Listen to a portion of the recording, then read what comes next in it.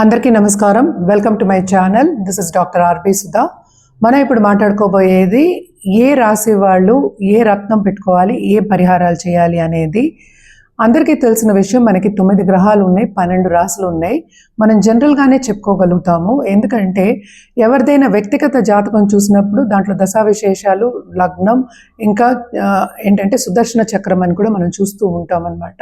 So period కూడా చూస్తూ ఉంటాము. ఇదైతే మనం జనరల్గా చెప్తున్నాము. సో పరిహారాలు ప్లస్ ఏంటంటే ఒక్కొక్క రాశికి ఒక్కొక్క అధిపతి ఉంటారనమాట. సో దాన్ని బట్టి మనం చెప్పడం జరుగుతుంది. అదొకటి కాకుండా ఒక్కొక్క రాశిలో నక్షత్రాలు ఉంటాయి. నక్షత్రాలు 27 నక్షత్రాలు ఉన్నాయని అందరికీ తెలుసు.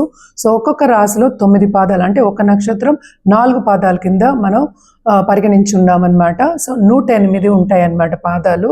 సో ఒక్కొక్క దాంట్లో 9 ఉంటాయి, మనకి తెలిసిన ఒక విషయం. సో ఏంటంటే మనకి నక్షత్రం పట్టి జాతిరత్నాలు అవన్నీ వస్తాయి. అలాగే దశా విశేషాలను పట్టి కూడా మనకి జాతిరత్నాలు అనేవి వస్తాయి. అలాగే ఏంటంటే బర్త్ స్టార్ అంతే, ఏంటి నక్షత్రం పట్టి. నాట్ ఓన్లీ దట్, మనకి రాశి పట్టి అనేది కూడా మనకి జాతిరత్నాలు అలాగే పరిహారాలు అనేవి వస్తాయి. నేను ఇప్పుడు చెప్పబోయేది ఏంటంటే అన్ని జనరల్గా చెప్తున్నాను. సో ఎవరైనా జాతకం ఇప్పుడు మనం మాట్లాడుకోబోయేది కన్యా రాశి వాళ్ళ గురించి. కన్యా రాశి వాళ్ళకి మనకి తెలుసు పరిహారాలు ఏం చేయాలో అని. కన్యా రాశి ఇప్పుడు మనం మాట్లాడుకోబోయేది కన్యా రాశి వాళ్ళ గురించి. కన్యా రాశికి అధిపతి ఏమో మనకి తెలుసు బుధ గ్రహం అయింది.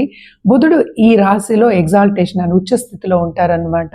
తప్పక చాలా బాగా పైకి వచ్చే knowledgeable people and intuitive people అని చెప్పాలన్నమాట.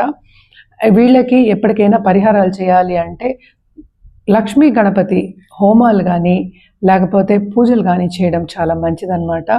అలాగే విష్ణుమూర్తితో పాటు లక్ష్మీదేవి పటం పెట్టుకొని నిత్యం పూజ చేయడం మంచిది. సత్యనారాయణ వ్రతాలు పూజలు చేయడం కూడా చాలా మంచిదన్నమాట. అలాగే దర్శించుకోవచ్చు కూడాను వెడ్నెస్డే వెళ్ళి. గణపతి అనేది చాలా చాలా ఇంపార్టెంట్ వీళ్ళకి. సో గణపతి పూజ చేయడం కూడా ఇంపార్టెంట్ అన్నమాట.